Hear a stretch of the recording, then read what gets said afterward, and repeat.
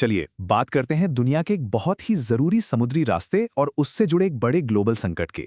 15% इतनी बड़ी गिरावट आई थी ग्लोबल तेल की कीमतों में 8 अप्रैल 2026 को, सीज फायर के ठीक बाद। तो आखिर ग्लोबल इकोनॉमी को इतना बड़ा झटका लगा कैसे? वजह थी एक नाकाबंदी जिसने व्यापार रोक दिया। यह है स्ट्रेट ऑफ होर्मुज, दुनिया के सबसे व्यस्त और सबसे अहम शिपिंग रूट्स में से एक।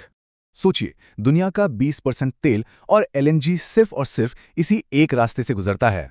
मतलब दुनिया की एनर्जी सप्लाई के लिए ये एक रास्ता कितना ज्यादा जरूरी है, ये साफ है। यानी हर रोज करीब 2 करोड़ बैरल तेल। इसकी सालाना कीमत 600 अरब डॉलर के आसपास है। और बात सिर्फ तेल की नहीं है, एलएनजी, खाद और मिडिल ईस्ट के जरूरी सामान भी यहीं से आते हैं।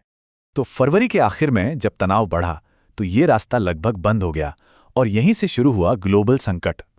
अब देखिए जहाज़ों की आवाजाही पर कितना असर पड़ा। ट्रैफिक 95% तक कम हो गया था।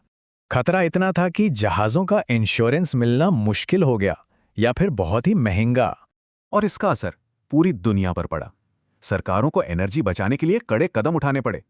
तो सवाल ये उठता है कि क्या इस रास्ते से बचने के लिए पाइपलाइंस का इस्तेमाल नहीं हो सकता था? देखिए, सऊदी अरब और यूएई में पाइपलाइंस तो हैं, पर उनकी कैपेसिटी उतनी नहीं है। मतलब पाइपलाइन के होते हुए भी सप्लाई में रोज 80 से 100 लाख बैरल की कमी थी। सिर्फ 31 मील चौड़ा एक रास्ता, और इसी से पता चलता है कि हमारा सिस्टम कितना नाजुक है। और ये सवाल उठता है कि ग्लोबल इकोनॉमी की ये लाइफलाइंस आखिर कितनी महफूज हैं,